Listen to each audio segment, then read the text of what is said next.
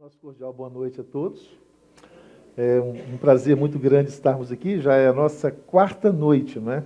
Quarto dia, quer dizer, sexta-noite, sábado pela manhã, ontem à noite e hoje o nosso quarto dia da nossa série de 5 conferências sobre a travessia do deserto, né?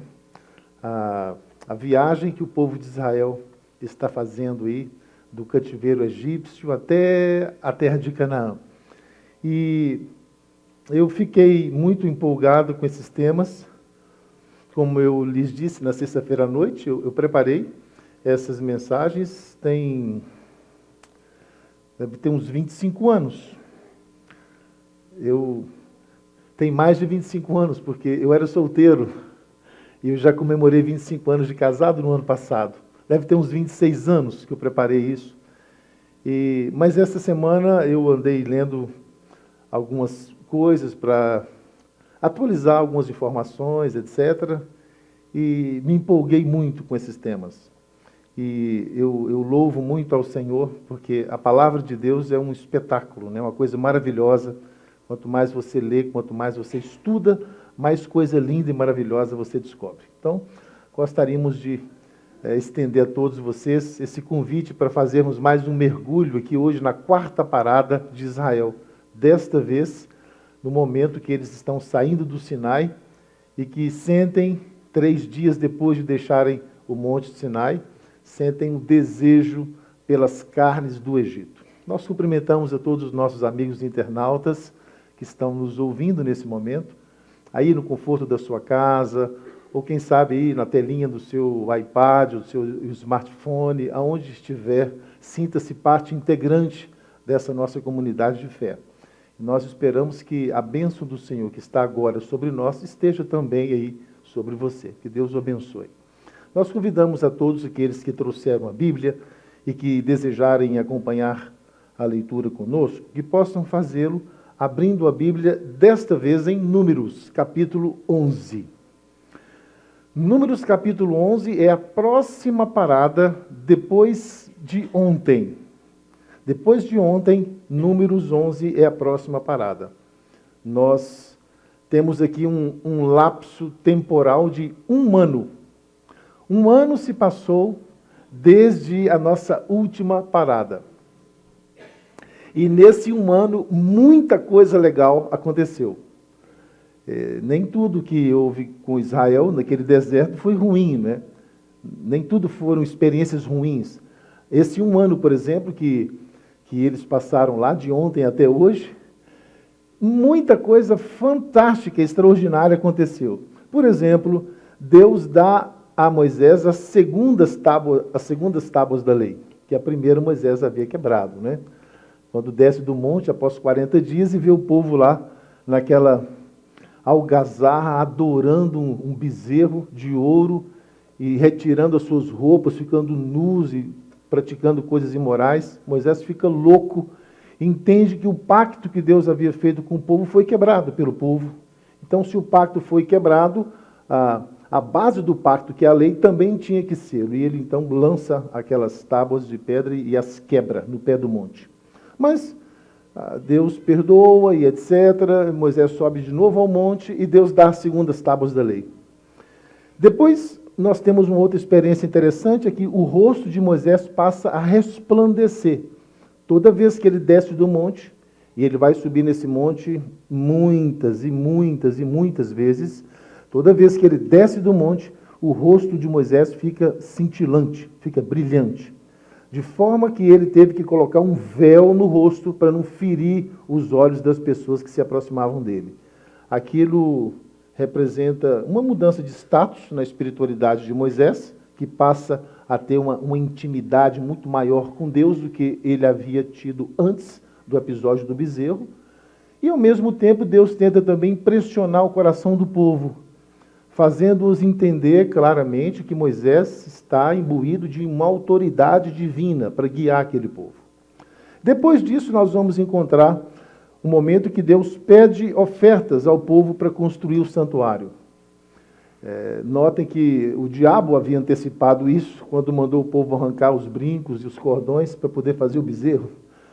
aquele material, aquele ouro desperdiçado no bezerro, era planos do Senhor que fosse utilizado na confecção dos móveis do santuário. Então, sempre a gente vê que o inimigo fica tentando travar a obra de Deus, desviar os recursos do Senhor que deveriam ser canalizados para a edificação do seu santuário.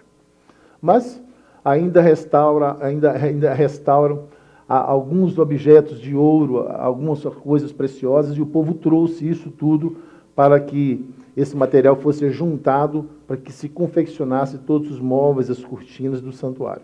Depois, então, Deus vai pedir que comece, então, a construção do santuário, propriamente dito, e dos seus utensílios, a mesa, o propiciatório, a bacia, etc. E depois de meses, o santuário é definitivamente levantado pela primeira vez. E então Deus vai dar leis que vai regular os holocaustos e as ofertas, vai instituir o serviço dos levitas. Ele vai instituir também o serviço sacerdotal. Roupas específicas para cada ocasião, como celebrar cada cerimônia, como celebrar cada festa, qual deve ser a postura do povo, a postura dos levitas, a postura do sacerdote, e quantas tribos ficarão no leste, quantas ficarão no oeste, quantas ficarão no norte, quantas ficarão no sul. Então, Deus vai, durante esse ano, Deus vai organizar aquilo que era um monte de gente numa nação. Ele vai dar leis civis, religiosas, sociais, sanitárias, de higiene, especificamente falando, leis sobre alimentação. E é ali que nós encontramos aquela classificação dos alimentos que se pode comer, que são limpos, e dos alimentos que não se pode comer, e etc. e tal. E no final daquele ano, o povo de Israel, então, estava quase que como uma nação de verdade. Eles estavam educados, estavam instruídos, Deus havia feito a reforma sanitária, de saúde, higiênica e religiosa, e havia instituído o Yom Kippur, o dia da expiação. O serviço do santuário já estava funcionando direitinho. E é interessante que ontem eu não tive tempo de falar com vocês que houve um pré-santuário. Eu digo pré-santuário porque antes do santuário existir, que foi aqui que ele vai existir, antes disso,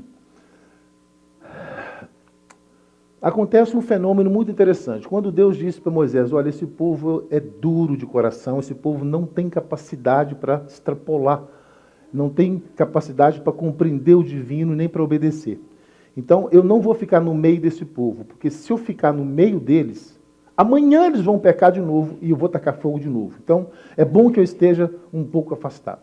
Então, quando Deus diz isso, Moisés corre, manda desarmar a tenda dele, e manda armar a tenda 20 quilômetros fora do arraial. E diz para Deus assim, não precisa o Senhor ficar com medo de estar no meio do povo, e quando o povo pecar, o Senhor destruí-lo. Eu o convido para habitar na minha tenda. E Deus vai para lá. E Moisés chama de tenda da congregação. E ali seria um pré-tabernáculo, porque foi com base nesta teologia, bem fundamentada e bem explicadinha, que Deus aqueceu aquela petição de Moisés e mudou os seus planos e decidiu acompanhar o povo a despeito da dureza de coração deles. Então, nesse momento aqui, Moisés vai chamar essa tenda, que era a casa dele, de tenda da congregação, para que o povo sinta que aquilo é deles. A tenda não é minha, é da congregação. Então, quando alguém cometia um pecado e tal, corria lá na tenda de Moisés e pedia perdão. E Moisés consultava a Deus e Deus perdoava a pessoa. Então, o pré-tabernáculo do deserto foi essa tenda da congregação de Moisés. Notem, Deus já tinha isso na cabeça. O santuário já estava pronto no céu. O modelo que ele manda fazer aqui é conforme ele havia mostrado para Moisés que havia um santuário no céu. Mas antes que Deus pudesse instituir o serviço do santuário, ele teve que esperar que uma iniciativa privada pudesse debutar, dar o pontapé inicial na coisa.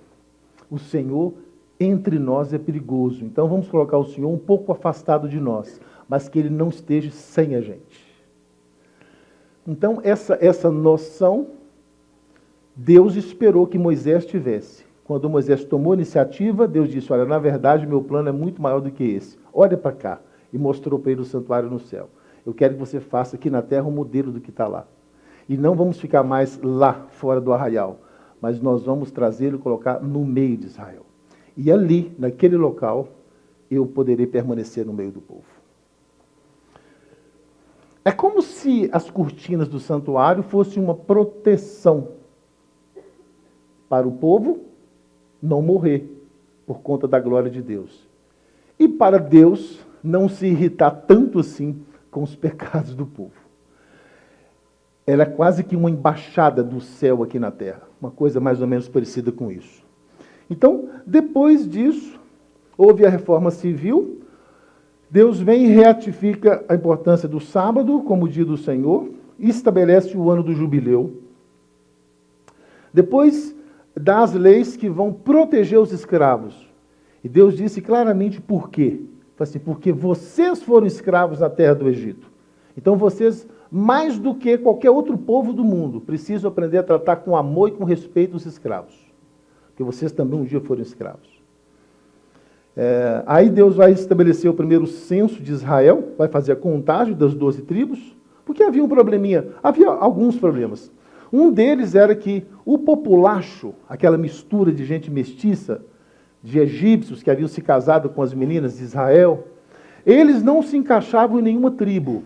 Então, quando Moisés dividiu as tribos, 3 tribos para o leste, 3 para o oeste, 3 para o norte, 3 para o sul, aquele povo mestiço de egípcios que haviam se casado com israelitas, eles não se encaixavam em nenhuma tribo. Eles eram já de 3ª e 4ª geração de mestiços. Eles não sabiam ao certo em que tribo pertencer. Então Moisés fez o seguinte, por orientação de Deus, Moisés colocou no meio do arraial os sacerdotes e os levitas. Depois, num anel mais extenso, as 12 tribos, 3 de cada lado. E depois das 12 tribos, nas extremidades, na periferia, o povo miscigenado, a mistura dos egípcios puros e os egípcios misturados com as israelitas. Porque eles não tinham classificação. E Deus então determinou que até a 3ª geração deles, eles ficassem excluídos de Israel. Porque eles exerciam influência para a idolatria muito forte no meio de Israel. Então Deus criou esse mecanismo e deixou eles nas extremidades para que eles não influenciassem muito. E eu compreendo também que o fato do tabernáculo estar bem no centro, depois os sacerdotes, depois as 12 tribos e por último o populacho, era mais ou menos, geograficamente entendendo, um distanciamento do pecado. Quanto mais distante de Deus, mais propício ao pecado aquilo era.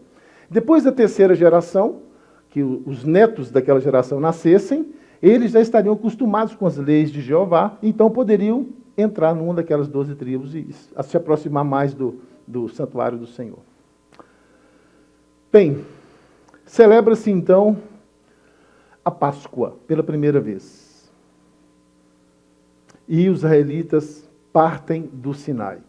Agora de forma organizada, por estandartes. Judá na frente. O santuário no meio. E as tribos em volta. E para a segurança, Moisés pede que a arca vá 3 dias à frente do povo. Para ir preparando o caminho e desbaratando os inimigos. Para que quando o povo chegar, a arca, com a presença do Senhor, já tenha passado e limpado o caminho dos perigos todos. Acontece uma coisa bem bonita. Então eu vou ler a partir do capítulo 10 de Números, eu quero ler a partir do verso 33, tá? Números capítulo 10, verso 33. Vou esperar um pouquinho até que todos encontrem. Números capítulo 10, a partir do verso 33. Partiram, pois, do monte do Senhor, o monte de Sinai, caminho de 3 dias. A arca da aliança do Senhor ia adiante deles 3 dias à frente, para lhes preparar um lugar de descanso. A nuvem do Senhor pairava sobre eles de dia, quando partiam do arraial. De forma que, verso 35, partindo a arca, Moisés dizia: levanta-te, Senhor, e dissipados sejam os teus inimigos, e fujam diante de ti os que te odeiam. E quando a arca pousava, Moisés dizia: volta, Senhor, para os milhares de milhares de Israel. Coisa bonita, né? Como se Deus pudesse se levantar e se abaixar. Mas eu acho extraordinária a relação que Moisés tinha com Deus. Total confiança na força de Deus. E note que Moisés era chefe de um exército de 600.000 homens, sem contar mulheres, crianças, jovens e velhos acima de 55 anos que não entravam no censo. Moisés está comandando 3 milhões de pessoas. E ainda assim, ele deposita total confiança na presença do Senhor. Mais ou menos como Davi faria anos depois. Capítulo 11, verso 1. Queixou-se o povo de sua sorte aos ouvidos do Senhor. Ouvindo o Senhor, acendeu-se-lhe a ira. E Deus mandou fogo, e o fogo ardeu entre eles e consumiu o quê? As extremidades de Israel. Quem é que estava lá nas extremidades?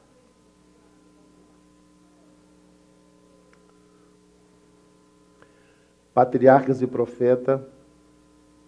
Profetas, página 271, primeiro parágrafo. Uma distância de apenas 11 dias de viagem existia entre o Monte Sinai e Cádiz Barneia, que era o portal que ficava defronte de Jericó e Canaã. 11 dias de caminhada e eles entrariam na terra da promessa. E foi com a perspectiva de logo entrarem na esplêndida terra que manava leite e mel, que as hostes de Israel retomaram sua marcha. Quando finalmente a nuvem deu sinal para prosseguir, Jeová operara prodígios, tirando-os do Egito. E que bênçãos não poderiam eles esperar, agora que haviam solenemente pactuado aceitá-lo como seu soberano, e haviam sido reconhecidos como um povo escolhido do Altíssimo.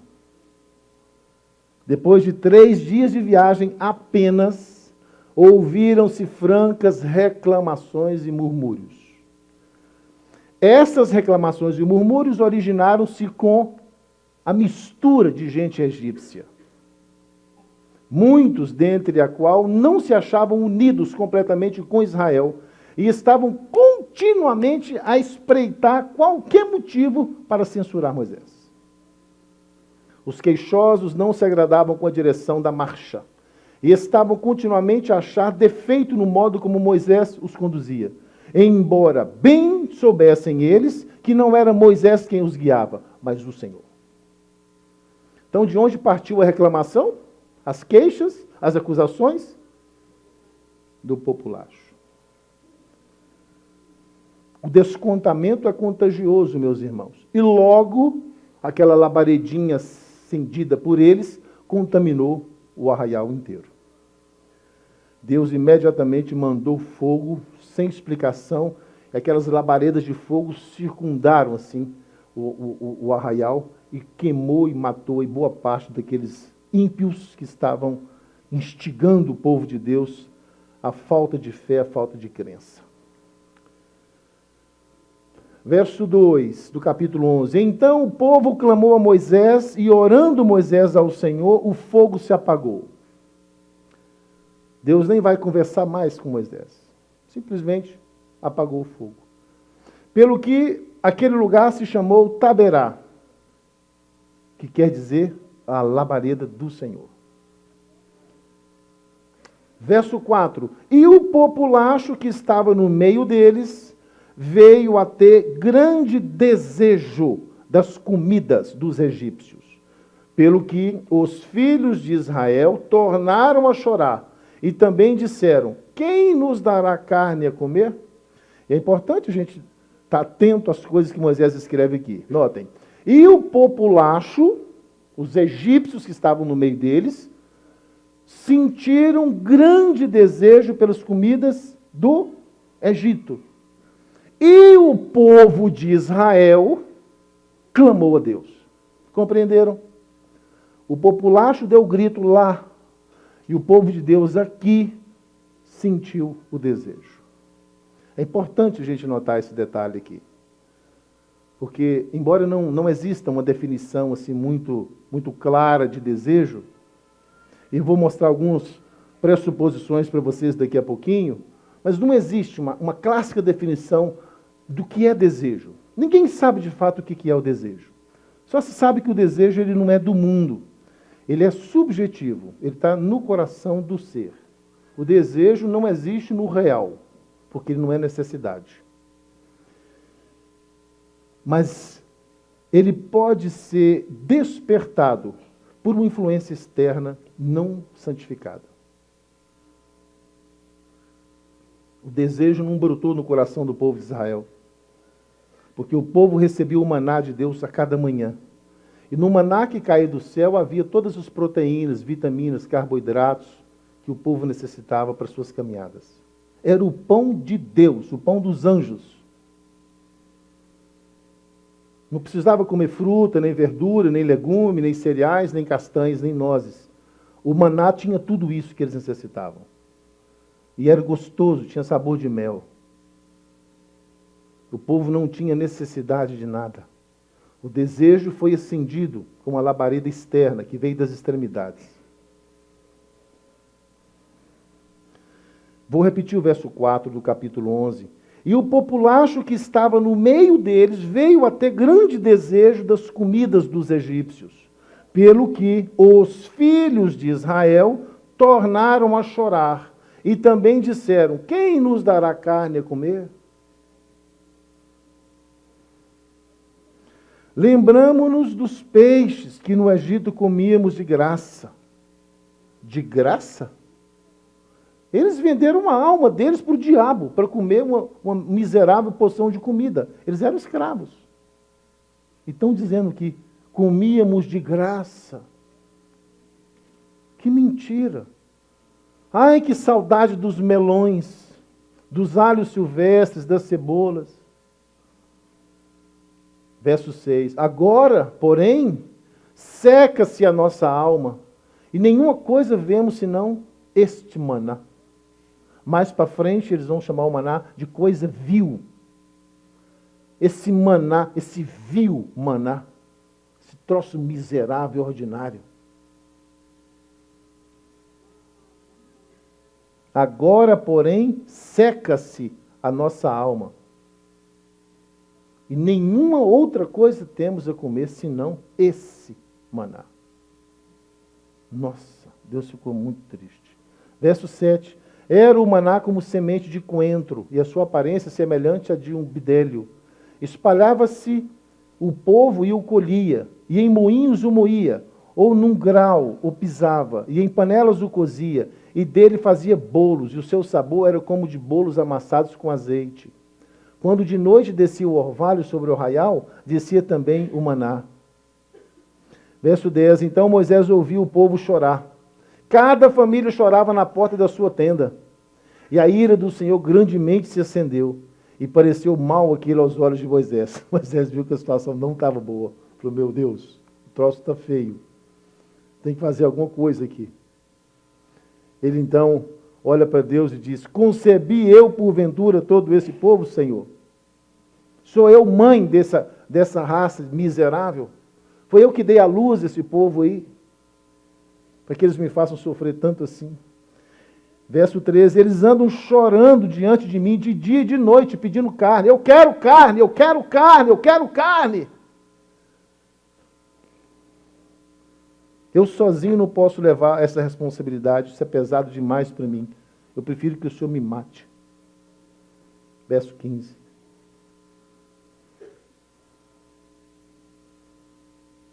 Se eu tenho achado favor aos teus olhos, e se o Senhor gosta de mim, me mate. Mas não me deixa sofrer a incredulidade e a dureza do coração desse povo miserável. Deus vai designar 70 anciãos para ajudarem Moisés, mas vai retirar uma porção do espírito dele que estava sobre Moisés e distribuir para os 70. Então Moisés perde status aqui. Perdeu um pouco da força espiritual que ele tinha, e Deus dividiu para aqueles 70, para ajudar a levar a carga. E Deus disse assim para Moisés: não se preocupe, realmente não foi você que deu à luz esse povo todo. Eu vou cuidar disso. Diga para eles que nós vamos mandar carne. E Moisés até questiona: mas Senhor, só homens, são 600 mil. Sem contar mulheres, que deve ter 1 milhão, sem contar, o censo só contava de 21 anos a 55. Então, 600 mil eram homens de 21 anos a 55. Então, tinha mais 600 mil mulheres desses homens, e tinha mais todos de 1 ano até 20, e de 55 até 80, 90, 100, 110. Então, estamos falando aqui de talvez mais que 3 milhões de pessoas. Como é que o Senhor vai mandar, no meio de um deserto, nessa secura do deserto, como que o Senhor vai mandar carne para esse povo todo? Deus disse: não se preocupe, acaso a minha mão se encurtou, que eu não possa fazer as coisas que eu prometo? Não se preocupe, apenas diga para o povo se preparar, que eu vou mandar a carne. Eu senti uma curiosidadezinha, corri, peguei minha calculadora e pensei: 300 gramas de carne por pessoa por dia, multiplicado por 30 dias, e multiplicado por 600 e poucos mil, eu achei 15 milhões de quilos de carne. Isso é muita carne, isso. 15 milhões de quilos de carne. Para dar 300 gramas para cada um dos homens. As mulheres não comeriam carne, nem os velhos e nem as crianças. Se for dar carne para todo mundo, talvez 60 milhões de quilos de carne. E Deus disse: não, eu vou mandar a carne. Não se preocupem. Verso 31 do capítulo 11. Então começou a soprar um vento do Senhor, vindo do mar. E esse vento trouxe codornizes. E as codornizes se espalharam pelo arraial, quase caminho de um dia ao seu redor. Então imagina aqui o arraial. O arraial está aqui onde está a minha mão. Os sacerdotes e levitas fazendo um anel em torno da tenda. Depois as 12 tribos. 3 tribos de cada lado, e por último, o anel rodoviário feito pelos os muros da cidade, pelo povo mestiço. Depois desse anel, imagina você, aqui cerca de 3 milhões de pessoas, imagina a circunferência que esse grupo dava. Depois dessa circunferência, as codornizes caíram aqui, num raio de 25 quilômetros em volta de todo o arraial. 90 centímetros de altura. E o povo pegou 10 homens cada um. Eu fiz os cálculos e achei, tirando as penas, o bico, os ossos e os pés das codornizes, eu achei 520 quilos de carne pura para cada um. Porque o texto bíblico diz que cada um pegou, uns pegaram mais, mas o que pegou menos, pegou 3.700 litros. 3,7 metros cúbicos de passarinhos. Pequenas codornas. Tirando as penas, pé, bico, asa e tudo, a gente acharia bem uns 540 quilos de carne purinha que cada um pegou.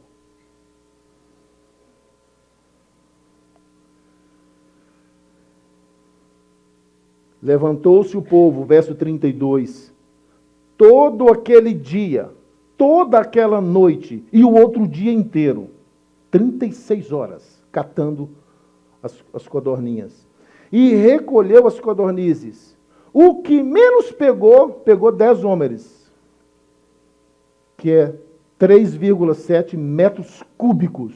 3 caixas d'água de 1 metro cúbico cada uma. 3,7. Verso 33. A carne estava ainda sendo mastigada entre os seus dentes, quando se acendeu a ira do Senhor contra eles, e os feriu com uma praga muito grande. Uma grande febre seguida de uma infecção, segundo vamos ler no texto do Patriarcas e Profetas. Pelo que o nome daquele lugar se chamou Kibroth Hatavá, que quer dizer sepulturas do desejo. Sabe, meus irmãos, Deus poderia tão facilmente ter os provido de carne, como lhes proveu de maná por 40 anos. Mas Deus impôs-lhe essa condição de não comer carne, porque Deus tinha um propósito. A questão de alimentação no texto bíblico, principalmente na história de Israel, do povo de Deus, sempre está ligado com a missão do povo. Sempre está ligado com o propósito de Deus. Houve homens no passado que Deus disse: você não pode comer isso, não pode tocar naquilo e não pode comer isso. É coisa de Deus, eu não sei explicar isso por quê.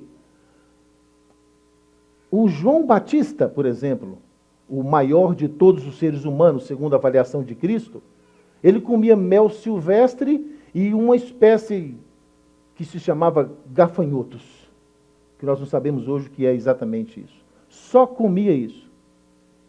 Era a alimentação que Deus deu para ele. E ele foi o precursor de Cristo. O camarada que, como Moisés, introduziu Cristo no mundo.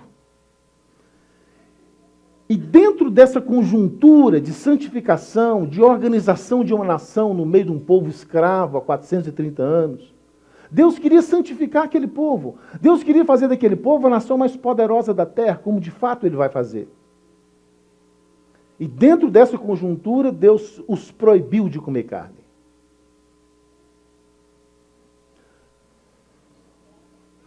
Era propósito de Deus, nos diz o Patriarcas e Profetas, página 272, segundo parágrafo. Era propósito de Deus suprir aquele povo de alimento o mais adaptável possível às necessidades que eles tinham naquele instante. Um regime livre de estimulantes, a que muitos se haviam acostumado a comer no Egito, e por isso estavam atolados no pecado até aqui. O apetite pervertido devia ser posto em uma condição mais sadia, a fim de que eles pudessem usar o alimento originariamente provido ao homem, dos frutos da terra, que Deus havia preparado para eles na terra de Canaã. Aquilo ali foi um preparo para que quando chegassem na terra de Canaã, eles pudessem se alimentar do melhor da terra, que manava leite e mel. Mas eles tinham comido durante 430 anos o lixo do Egito. Agora era a hora do detox. Foi por essa razão que os israelitas foram em grande medida privados do alimento cárneo. Satanás tentou-os a considerar essa restrição de Deus como má, injusta, cruel. Satanás fez-los cobiçar as coisas proibidas e fez-los ouvir as sugestões do populacho egípcio que estava lá em nome do diabo. Porque Satanás viu que a satisfação desenfreada do apetite tenderia a produzir a sensualidade entre eles. E por este meio o povo poderia ser mais facilmente submetido ao domínio do mal, através de suas paixões descontroladas.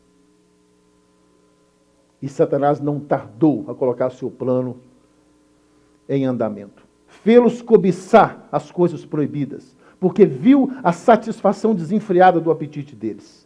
O autor da moléstia e da miséria assaltará os homens no ponto em que ele puder ter o maior êxito, na boca, no desejo, no prazer. Por meio das tentações que visam o apetite, tem Satanás em grande parte levado homens ao pecado, desde o tempo em que induziu Eva a comer do fruto proibido. A técnica é a mesma, sempre foi a mesma em todos os tempos. Mudam-se as coleiras, os cães são sempre os mesmos.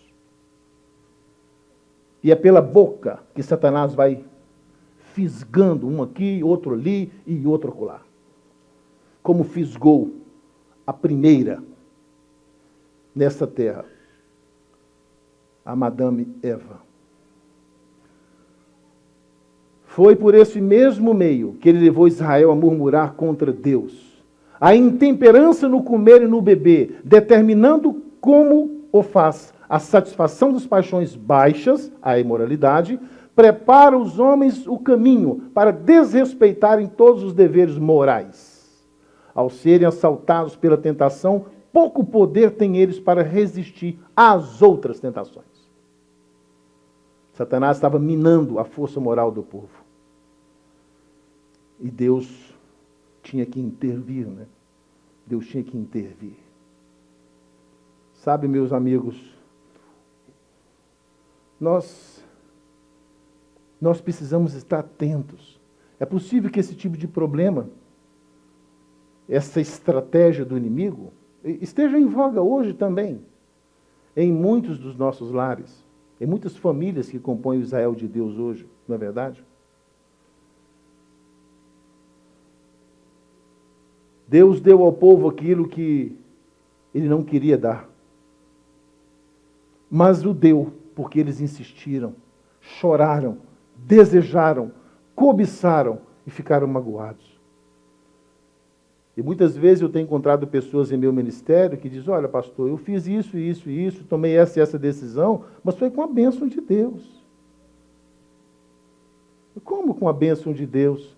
Como que uma pessoa pode fazer uma coisa assim que sabe ser completamente diferente das orientações da palavra do Senhor e dizer que foi com a bênção de Deus? Foi porque insistiu tanto, cobiçou tanto, desejou tanto e reclamou tanto e chorou tanto, aí Deus deu.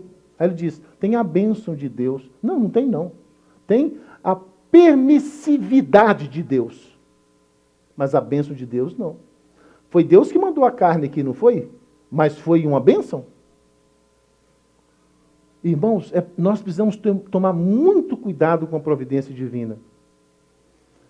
Porque Deus, no seu desejo de respeitar o nosso livre-arbítrio, pode, às vezes, nos mandar uma maldição, se nós insistirmos com ele.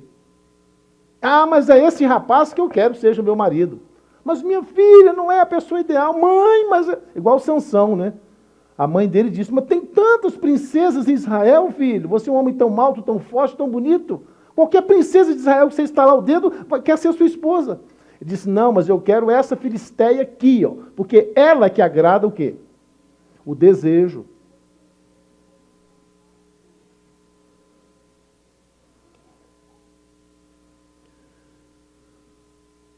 Kibrot Hataava, sepulturas do desejo, se chamou aquele lugar.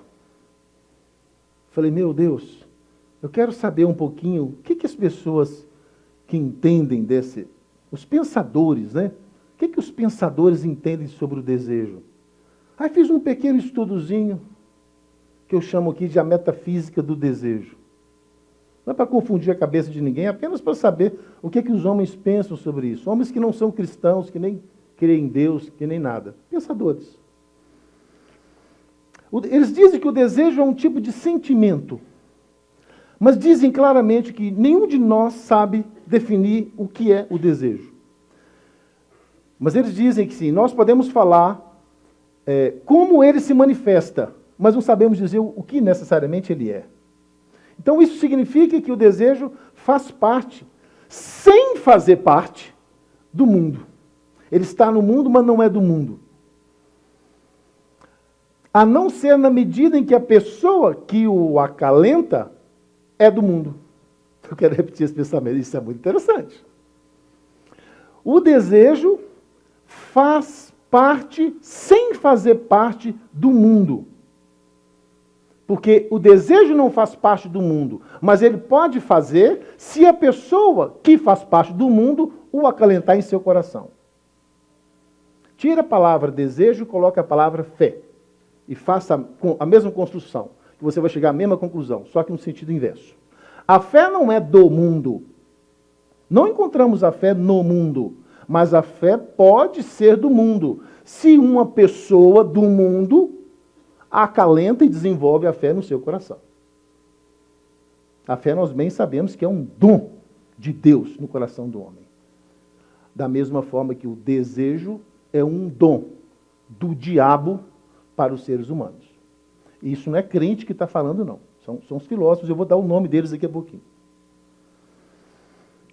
Quer dizer, então, continuo dizendo, que o desejo é subjetivo e jamais ele é objetivo. Ou seja, o desejo ele não tem que ver com um objeto, com uma coisa. O desejo tem que ver com o desejante, com a pessoa. Porque o desejo ele muda de cara, assim como o vírus muda de configuração. E é por isso que não existe vacina contra vírus. Porque a cada segundo ele muda a sua genética, a sua constituição química. Então, se você faz um remédio contra um vírus, ele muda de cara um segundo depois. Você tem que fazer um outro remédio. Por isso que não existe remédio. Não existe antibiótico para vírus. E nunca vai existir. Porque o vírus está sempre mudando a cara dele. Mais ou menos como o desejo. O desejo sai pulando assim de galho em galho. Ele não sabe o que quer. O desejo é querente, ele é desejante o tempo todo. E ele vai mandando os seus tiros, ora para cá, ora para lá, ora para o outro lado, sem saber exatamente em que direção ele está apontando. Porque desejo não é necessidade. Necessidade é necessidade. Desejo é desejo. A necessidade é objetiva. Eu estou com sede, quero beber água. Isso é uma coisa extremamente objetiva. Mas o desejo é assim, eu estou com sede, quero tomar uma Coca-Cola, com 4 pedras de gelo, 2 rodelinhas de limão, num copo assim bem alto. Eu ficar rodando assim. Então, o desejo na minha cabeça me parece ser uma sofisticação falsificada da necessidade. Imagina você no meio de um deserto, caminha por um dia inteiro, sua boca fica seca, você está morrendo de sede. A sede é necessidade, segundo a pirâmide de Maslow. A sede é necessidade. Mas você diz, eu quero beber um copo de guaraná, uma rodelinha de laranja. Isso é desejo. Necessidade é, eu estou com sede, quero água. Mas vamos devagarzinho, tá? Como na pirâmide de Maslow, necessidade é aquilo que você precisa para sobreviver. Ninguém vive sem suprir as suas necessidades. Se você deixa de suprir suas necessidades, você morre. Necessidade é fundante. Necessidade é uma coisa básica. É fundamentação. Desejo é supérfluo. Não é fundamentação de absolutamente nada e você pode muito bem viver sem realizar os seus desejos.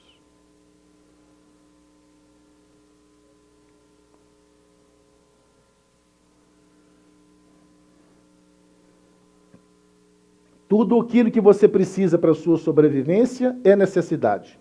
Desejo é tudo aquilo que você quer para a sua satisfação. Ou seja, algo que você almeja, mas que não é necessário para a sua sobrevivência. Isso é desejo. Desejo é a sofisticação da realização de uma necessidade. Platão foi o primeiro a dizer que desejo é carência, é falta. Platão dizia, nós somos desejantes porque temos falta. Então, o desejo é uma força motriz que vai nos impulsionando a viver. A gente quer 10, aí consegue 10, aí deseja 15, aí vai lutar para 15, aí deseja 20, aí vai lutar para 20, aí deseja 50, vai lutar para 50. Então, o desejo é aquela força que te projeta para frente o tempo todo. Ele não tem fim. Quando consegue 50, ele faz você querer 100. Aí você vai se matar para ter 100. Quando alcança 100, ele te faz querer 200. Então ele dizia, isso é porque nós somos vazios, nós somos seres necessitantes. Mas isso foi aqui há 600 anos antes de Cristo. Depois desse pensamento platônico, muitos outros grandes pensadores vieram. Eu quero pegar um último deles, que o tempo não nos permite falar de muitos, né? Mas um dos últimos agora, Deleuze, um filósofo francês, parisiense, foi professor na Sorbonne, ele nos disse assim, o desejo é o excesso que ameaça transbordar, ao contrário do que Platão dizia. Deleuze, que viveu no século passado, dizia, desejo é um excesso que ameaça transbordar a cada momento, a cada instante. Por isso que desejo não é necessidade. Desejo é transbordamento do necessário. Desejo é pecado. Desculpem se estou ferindo alguém. Desculpem mesmo. É com o pensamento de Nietzsche e Spinoza que Deleuze vai desenvolver a sua concepção do desejo completamente contrária à definição platônica, à definição da filosofia idealista, do cristianismo e mesmo da psicanálise de Freud e Lacan. ele vai dizer que desejo não é falta, é produção. Desejo não é carência, mas é um excesso que ameaça transbordar o tempo todo. O homem deseja a mulher, e a mulher deseja o desejo do homem. Isso é a mais pura verdade. O homem deseja a mulher. Aí você justifica todas as propagandas que existem no mundo, de qualquer tipo de produto, de pneu até casa na lua. É sempre uma mulher que vai estar por lá, com o mínimo de roupa possível e o máximo de sensualidade possível. Porque o homem é um ser desejante. Ele deseja a mulher. A mulher não deseja o homem. Pasmem, meus colegas homens. Não se iluda, uma mulher não deseja você. A mulher deseja o seu desejo. E é por isso que elas vão se maquiar, vão se pintar, usar perfumes caros, bolsas da Louis Vuitton, perfume da Chanel, e vão passar creme, vão se depilar, e vão se insinuar, e vão no cabeleireiro, e vão malhar para ter um corpinho, porque ela deseja o seu desejo. Ela quer ser a dona do seu desejo. E a paixão carnal é um movimento impetuoso da alma para satisfazer o desejo. E nós encontramos isso aqui claramente na primeira epístola de Pedro, capítulo 2, verso 11. E aqui nós concluímos, quando a Bíblia nos diz ali, 1 Pedro 2, verso 11. Se você quiser ir lá comigo, eu te convido. 1 Pedro 2, 11.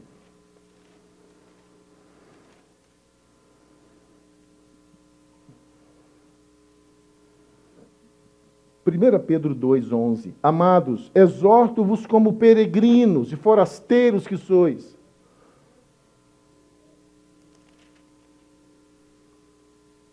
Pedro vai fazer aqui um link entre a nossa experiência cristã e a peregrinação de Israel pelo deserto. Amados, exorto-vos como peregrinos e forasteiros que sois, a vos absterdes das paixões carnais, que fazem guerra contra a alma. As paixões carnais aqui é o desejo. A paixão carnal mencionada por Pedro aqui é um movimento impetuoso da alma para satisfazer o desejo da carne. Você se lembra do que Israel disse? A nossa alma está cansada desse pão vil. Não era o corpo estava nutrido, eles estavam fortes. A Bíblia nos diz que eles caminharam 40 anos, não adoeceram. Eles não tiveram nenhum tipo de problema com a sua saúde enquanto comiam do maná. Ele diz, a alma seca-se, a alma necessita. É aqui. A necessidade da carne estava aqui, não no corpo. Então era desejo. Porque se a necessidade estivesse no corpo, era necessidade. Mas se estava aqui, na cabeça, era desejo. Eles não necessitavam necessariamente daquela carne. Muito pelo contrário, a carne foi uma maldição. Sabe, irmãos, eu encontrei um texto hoje, essa tarde, de Caruso Samel, que é um scanner do desejo. Ele nos diz assim, se pudéssemos levar o scanner para um laboratório, o desejo para um laboratório, e passar um scanner nele, nós encontraremos o quê? Que ele provém de estímulos dos sentidos e das emoções, e nunca do corpo. Porque ele não é real. O desejo não é real. Não é necessidade. Ele diz, o desejo precisa se consumir. Ele satisfaz caprichos e fantasias, nunca necessidades. O desejo prevalecem as forças do instinto e jamais da razão. Eu quero esse carro. Eu quero esse óculos Ray-Ban. Eu quero o domínio dessa pessoa. Eu quero comprar aquela casa. O desejo não passa pelas vias da razão. Ele é instintivo, ele é animalesco. Isso que nenhum desses homens são filósofos. Nenhum deles crê que Deus existe. Não são pastores, não. Estou lendo coisa de gente mundana aqui. Caruso Samel nos diz, o desejo é tênue e indireto. De regra, ele depende do consentimento de outras pessoas para que ele possa realizar-se no sujeito. O desejante vai usar o seu próximo. É como a sanguessuga. Ela vai usar o sangue do outro para realizar o seu desejo, em detrimento da vida e da felicidade do outro. Ele nos diz, o desejo utiliza artifícios e artimanhas, sempre, todo o tempo. Ou seja, ele não é honesto, o desejo não é honesto. Ele leva aos vícios de conduta, porque quem deseja quer cada vez desejar mais. E quando ele deseja mais, ele quer ser mais desejante. E vai sempre desejar. E não tem fim. Ele é impulsivo e é de difícil controle. Ele não fortifica o caráter. Ele põe pouca força na consumação. Ele pode ser reprimido pela vontade sã. Amém? Olha que espetáculo. Ah, pastor, mas o meu desejo foi tão forte, eu não aguentei me segurar. Quando eu assustei, eu já tinha feito. Você pode se segurar sim. A presença do Senhor com você fortifica a sua vontade. E eles nos dizem, o desejo, como ele não existe no real, ele só existe aqui na sua cabeça, ele pode ser anulado pelo exercício de uma vontade sã. Interessante isso. Eu achei isso, parece que é coisa de crente. O desejo põe pouca força na consumação, porque ele é instigante, mas ele não tem força de execução. Então, o desejo, ele vai fazendo assim na sua cabeça. Tum, tum, tum, tum. E cabe a você dar uma roupagem para ele. E cabe a você abrir as janelas para que ele possa entrar e se realizar. Mas se você não fizer isso, ele deixa de te incomodar. Interessante isso. Ele usa a ameaça para tentar quebrar a vontade do outro. No sexo, o desejo convence através da sedução, no caso da mulher, ou através da força, no caso do homem. Por isso você nunca viu uma mulher estuprar um homem. Tira a roupa, eu vou te estuprar aqui agora, seu homem vagabundo. Anda logo, que eu não estou com brincadeira não. Você normalmente vê os homens estuprando as mulheres. É o desejo. Não é a necessidade. A necessidade do sexo, que é natural, ele pode ter com a esposa dele. Mas o desejo é com uma menina de 11 anos, de 9 anos, de 5 anos. Esse é o desejo.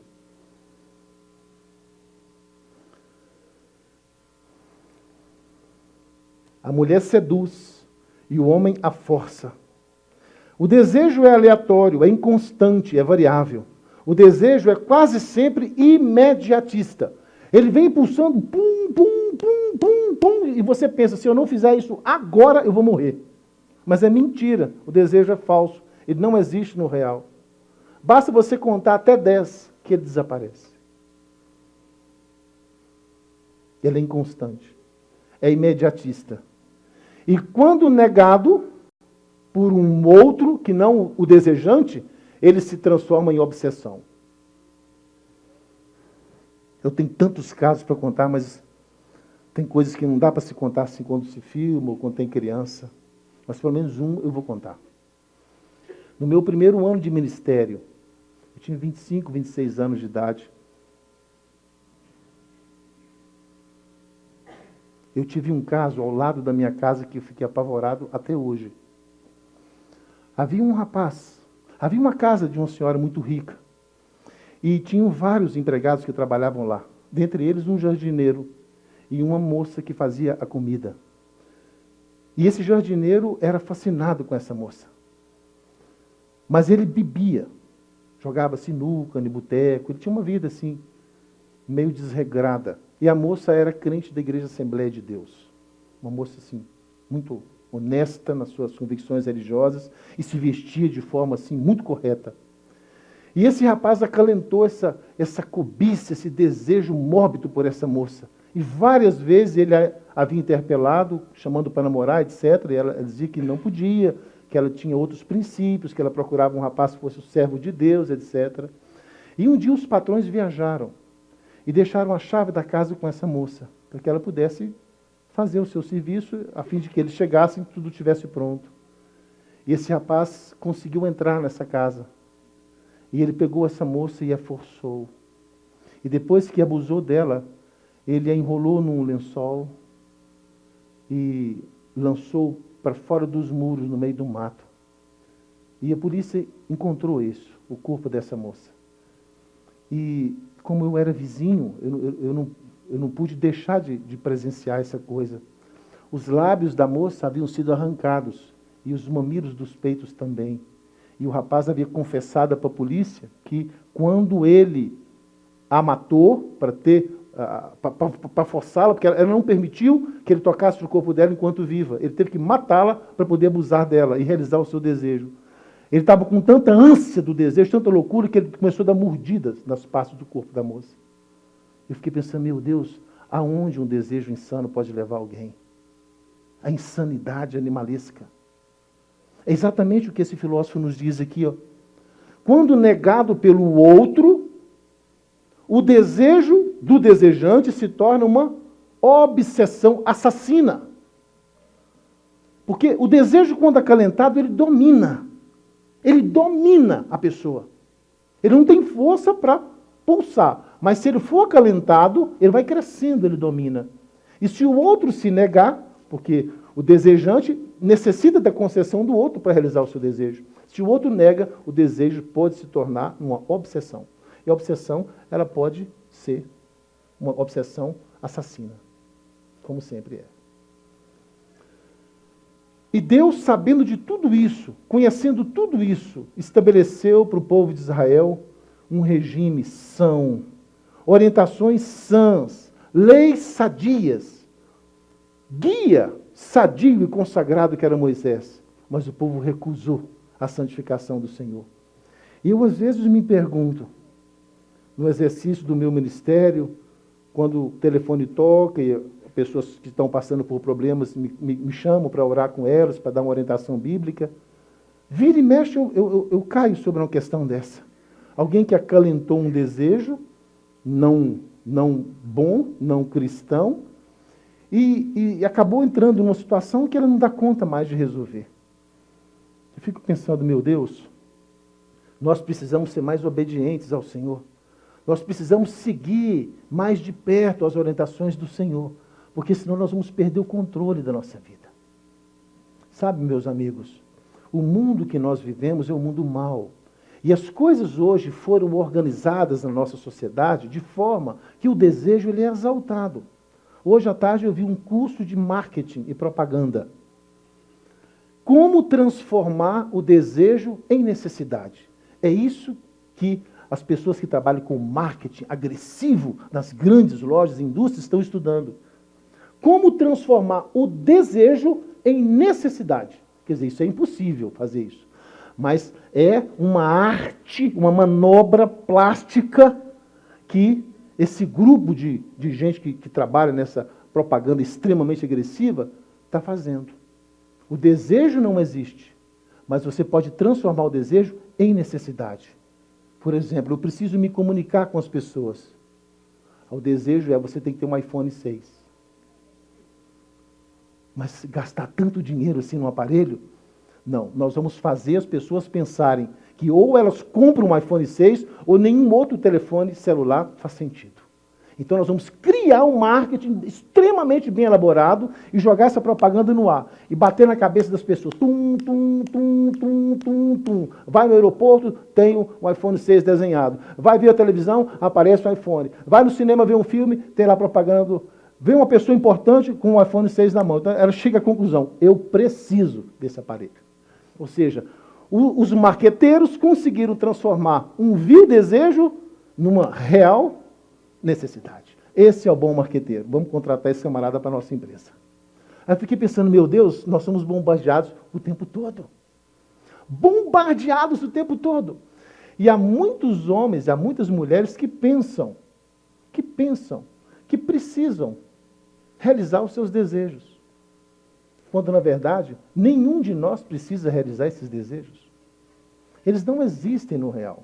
E nem nós necessitamos deles.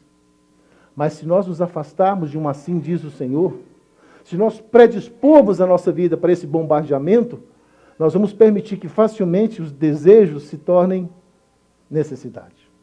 E vamos entrar numa roda em busca de uma realização que não tem fim. É por isso que ninguém está satisfeito com o salário que recebe. Se ele ganha 3 mil, pouco tempo depois ele está gastando 3.200, aí ele quer ganhar 4. Aí quando consegue uma promoção e ganhar 4, daqui a pouco tempo ele está gastando 4.500. Acumula dívida no banco, aí ele tem que trabalhar para ganhar 5.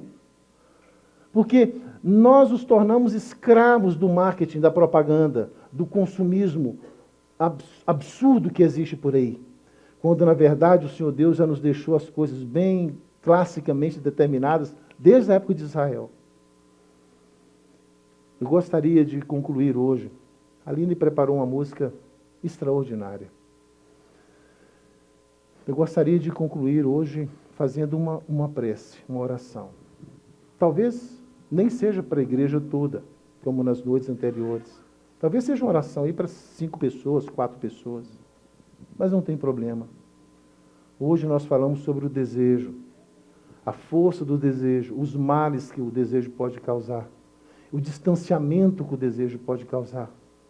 E esse desejo que o povo não controlou aqui, vocês vão ver amanhã, no desdobramento, no encerramento da nossa série amanhã, vocês vão ver no que esse desejo os levou. Todos aqueles homens, aqueles 600 e tantos mil, vão morrer. Só 2 vão ficar vivos. De quase 1 milhão de homens que estão aqui hoje na nossa parada, todos vão morrer de hoje para amanhã. Só vão ficar 2 vivos, porque não controlaram o desejo. E hoje, meus irmãos, essa arma poderosíssima de Satanás continua em vigor. Porque deu certo com Eva, deu certo com Sansão, deu certo com o povo de Israel, deu certo com Davi, quando viu a mulher do outro tomando banho e sentiu o desejo que não era real, porque ele tinha dezenas de mulheres que podiam satisfazê-lo. E pode dar certo comigo, com você também. E se nós não abrirmos os nossos olhos, certamente cairemos como caiu o povo de Israel. Então, enquanto a Aline canta, se você sente no seu coração uma necessidade, que agora nem desejo mais, eu posso dizer que é, porque não é real. Se você sente no seu coração uma necessidade de se aproximar um pouco mais de Deus e de dizer, Senhor, eu sou bombardeado o tempo todo pelo desejo. Tem marqueteiros, tem engenheiros, psicólogos, especialistas em marketing, pessoas inteligentíssimas que leram e estudaram a vida inteira para poder transformar desejo em necessidade. Eu fico meio perdido nesse mundo. Pode ser, Senhor, que a minha vida toda esteja sendo construída em cima de uma coisa que não tem fundamentação nenhuma, que é o desejo. Eu não quero tomar um tombo assim com a cara no chão a qualquer instante. Estabeleça para mim, Senhor, aquilo que é real.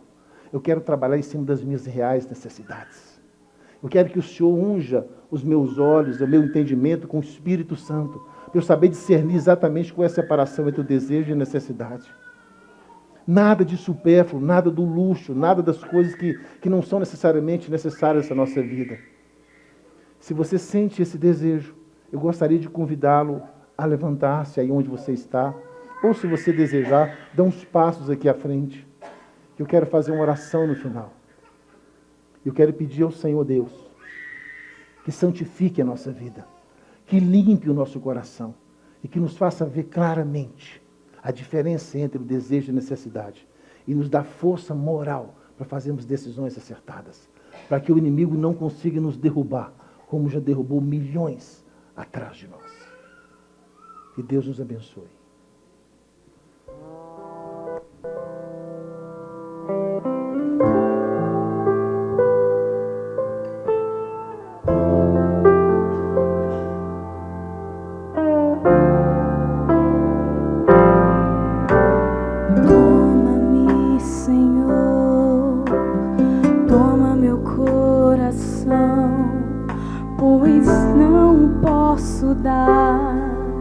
Ele é tua propriedade, conserva-o puro e bom, conforme o teu querer, pois sozinha eu não vou conservá-lo para ti. Preciso mudar o meu interior, renovar o meu ser e cumprir teu querer. Molda-me, forma-me, eleva-me a uma atmosfera pura e santa, onde a corrente do teu amor irá fluir em minha alma, em meu coração.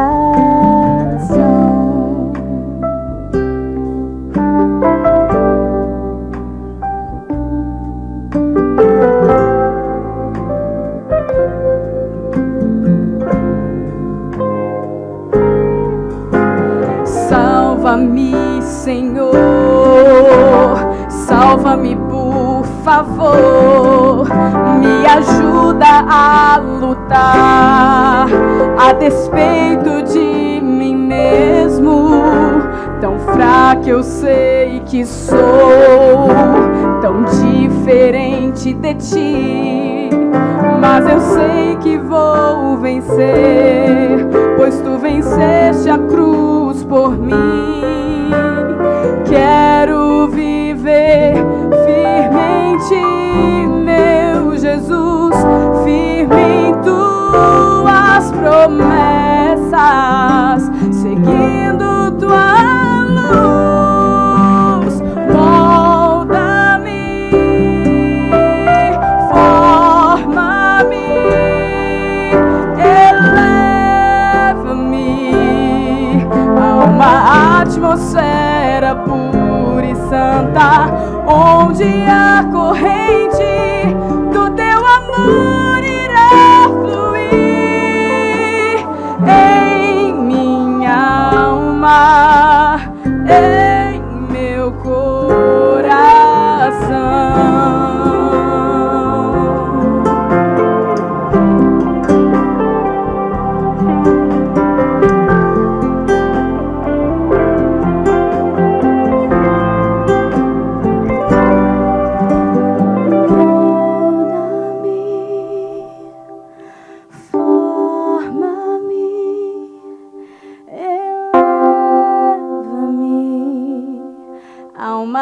Atmosfera pura e santa, onde a corrente do teu amor irá fluir em minha alma, em meu coração.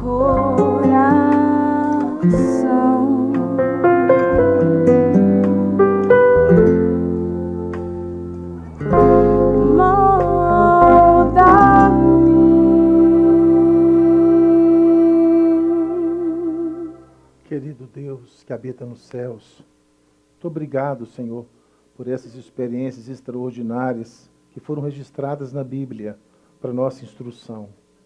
Em especial, esta experiência que o povo de Israel viveu quando defrontaram-se com a malignidade do desejo, com as ações do inimigo no coração do povo, instigando-os a cobiçarem coisas que o Senhor havia proibido, por conta do populacho que estava nas extremidades do arraial. Eles nem tinham necessidade daquilo, mas ouviram as queixas e resolveram entrar naquela onda de reclamações contra um Deus tão espetacular, tão bondoso quanto o Senhor.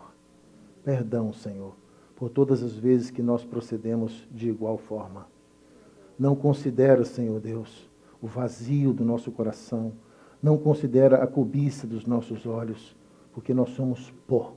Nós nascemos em pecado. Em pecado o Senhor nos concebeu a nossa mãe, e o Senhor sabe muito bem disso. Nós somos constituídos de matéria pecaminosa. Mas, Senhor, nós não queremos ser assim. Nós queremos que o Senhor nos revista da sua santidade.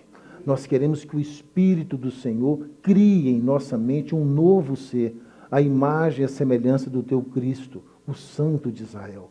Porque nós não queremos ser como Cristo, nós queremos é que Cristo viva em nós, Ele mesmo. Não queremos nenhuma igualdade com Cristo, não. Queremos que o Cristo viva em nós, e Ele só, e Ele é o suficiente. Enquanto isso não acontecer, Pai, nós nos sentiremos fracos, nós iremos tombar de um lado para outro. Qualquer vento que soprar em qualquer direção vai nos levar facilmente. Porque o coração humano é enganoso. Quem o poderá conhecer? Diz-nos a sua palavra. Então, Senhor, vem hoje e nos torne fortes, como o Senhor tornou forte o seu servo Moisés, que não tombava para a direita e nem para a esquerda, porque estava firme na sua palavra. Que o Senhor firme também o nosso coração, hoje e sempre, em nome do Senhor Jesus. Amém. Amém. Que Deus nos abençoe, meus irmãos.